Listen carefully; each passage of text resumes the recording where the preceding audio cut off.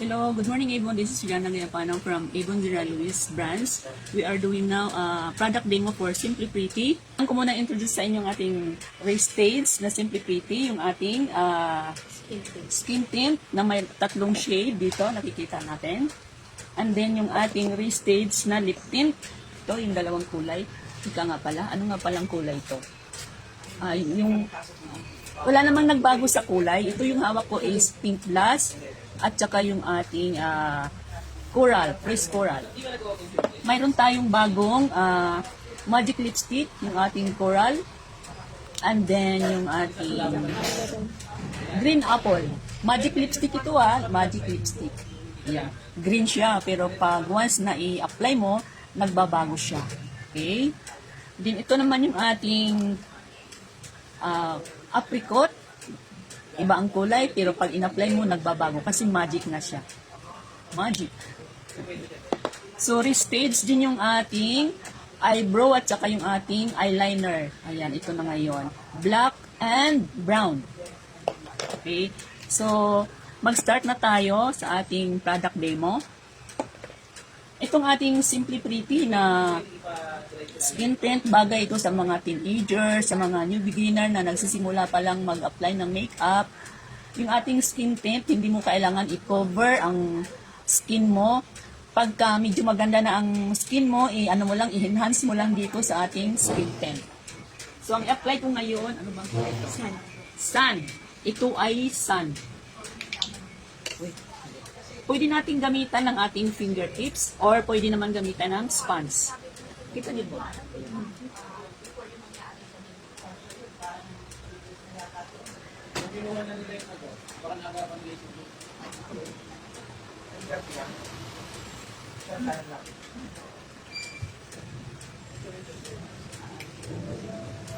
Yan, okay na yan. Hindi ka? Lihat. Outward motion para hindi magkakaroon ng skin block. Hindi magkaroon ng blocking sa pores natin. Kasi ang tendency niyan, pag na-clog yung pores natin, ay pwede mag-build up ng pimples.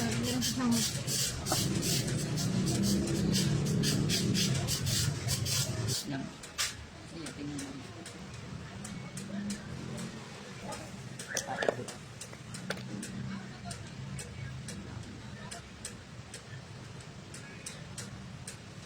Eyebrow pala itong nilagay ko. After ng skin tint, apply natin yung ating eyebrow. Ito yung eyebrow.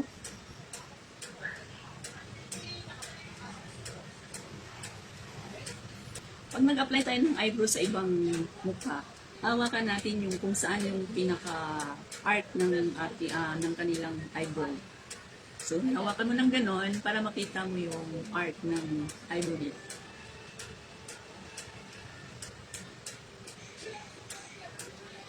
Yung ating eyeliner. Ito yung kulay ng eyeliner. Kulay pink yung pencil. Kapag nag-apply tayo ng eyeliner sa ibang mukha, hawakan natin yung kanyang talupak.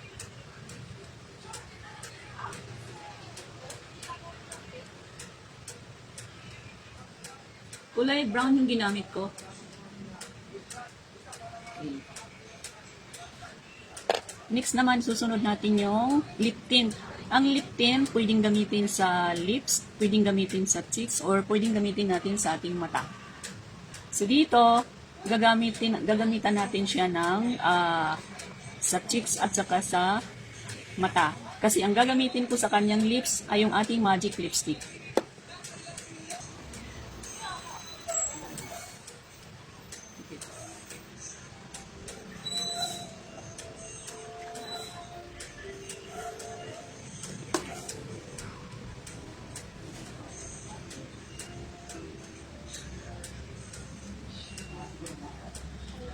Si ano? Hindi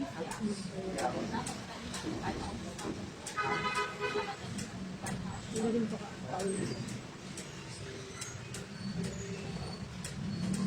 Kanina kasi mayroon pa naman mix pa to eh. 27 mayroon uli eh. Hindi, pero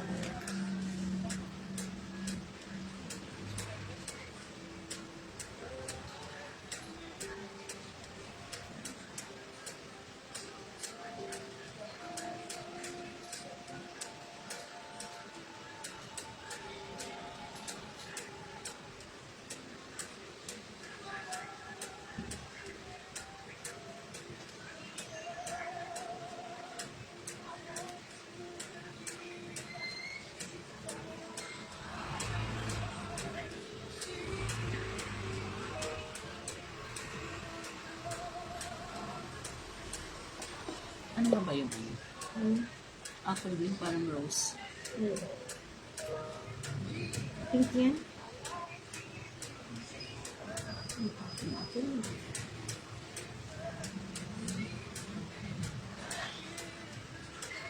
Ito yung ano, apple green. Ang lalabas na kulay nito kasi magic na ito ay pink.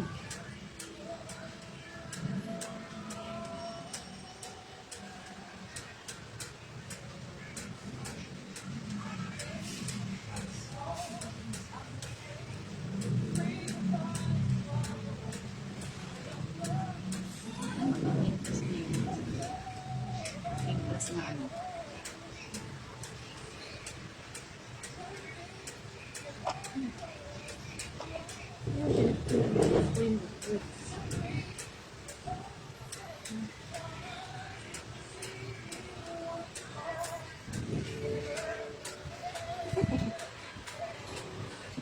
Hingin kang tao.